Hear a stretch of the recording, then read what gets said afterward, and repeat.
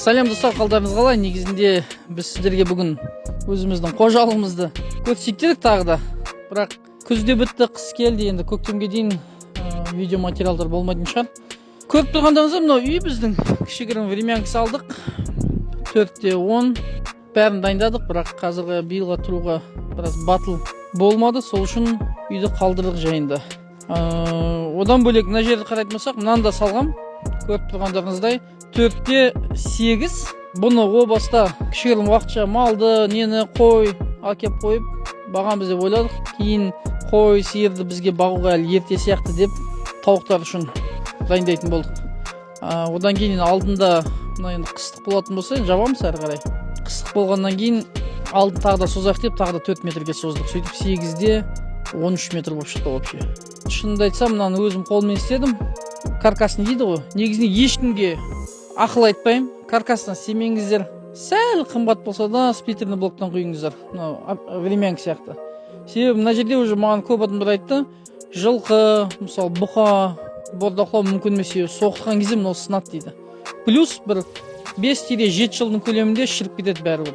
Енді ол уақытқа дейін кім бар кім жоқ деп біз болашақта өзгертеміз, енді оның міндетті түрде күшейтеміз дегендей. Бірақ енді уақытша осылай қалдырдық. Одан кейінгі мәселе тағы да бір ескеретін жағдай. Мына темірді көріп отырсыздар ғой. Бұл темірді жаңа қоршаймыз деп басында алғанбыз. Биыл өздеріңіз білесіздер, тапшы болды құрылысшылар. Бір бағаға келседі, келмей қояды дегендей. Сөйтіп мынау квадратын трубалар босқа кетпесін деп осындай. Тағы да 200 мың теңге жұмсап, крышасын жапқызып, сваркалық жұмыстар жасадық. Қысқаша осындай бір дүние шықты. Енді мынау алқапқа келетін болсақ, мынау алдыңыздағы тұрған жер, енді видеода да бар. Мына жерде біз малина ектік. Где-то бір 15 соткіге, 15-20 соткіге. Және арғы бетінде көріп отырсыздар, ол жақта уже чеснок егілген. 1 тоннаға жуық чеснок. Біз чеснокты Ыстықкөлден алып келдік. Енді Ыстықкөлден через Қордай дейді ғой. Оның өзіндік бағасы 1300 теңгеден. Жұмысы, трактордың жұмысымен кетті 1 миллион 700-ге шықты 1 тонна чеснокты егу үшін. Мына жердегі малинаны бір кісіден алдық бөлек, орыс ағайындардан, Талғар жақтан алып келдік. Негізгі малинаның сорты Польша, то есть полька дейді. Мына жерде айттым ғой, жаңа Ерхат деген бауырымыз бар. Содан алдық, Тұрар жақтан 2000 түп алдық. Мына жерде где-то бір 25 соткіге ма ектік қолдан келгенше. Барлық нәтижені енді көктемде көреміз. Өссе өседі, өспесе қайырлысы, бірақ бұның барлығы бізге бір сабақ болады, мысал болады. Сосын көріп отырсаңыздар, былай қарай қоршадық, ең азынан малинаны таптап, болашақта мал кірмесін деп. Әттең времянканың кілтін ұмытып кеттім, әйтпесе оны да ашып көрсететін едім. Жалпы негізінде мына жерде мал кірмесін деп қоршадық. Ар жағындағы 2 гектарға енді достарымыз алма ағашын егеміз дейді, құдай қаласа. Көктемде қалай алма егу керегін тағы да көрсетеміз.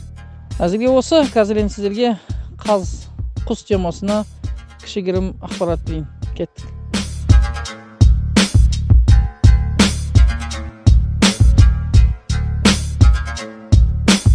Жігіттердің алдында бір видеоларда көрген шығарсыздар, лақны 10 килограмм болады екен.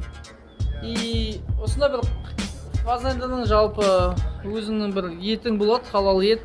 Бірақ біраз биыл дұрыс қарай алмадық. Өзімізден болды кемшіліктердің көбісі.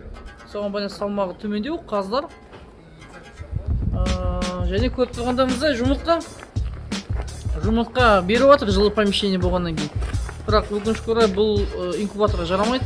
Тәсе инкубаторға жараған жағдайдың өзінде де январдан кейін, то есть қыста біз ол балапан тұралып қалуымыз екіталай.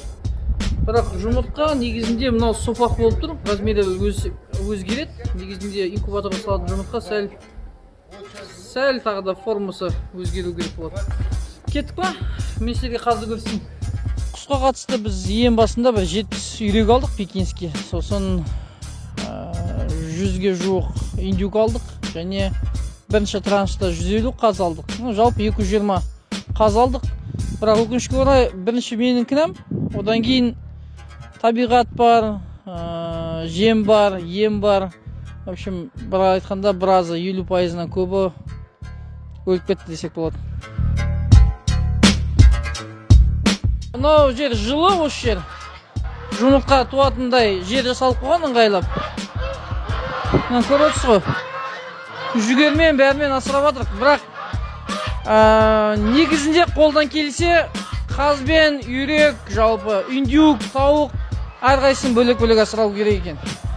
Себебі біреуінің жұққан ауру екіншісіне спокойно жетеді.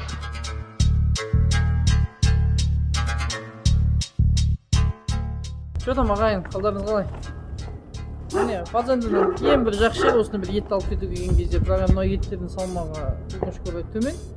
Бірақ ең азынан өзіміздің қолдың қазысын жейміз. Жылы помещение болғаннан кейін қазір бөлек көрсетеміз.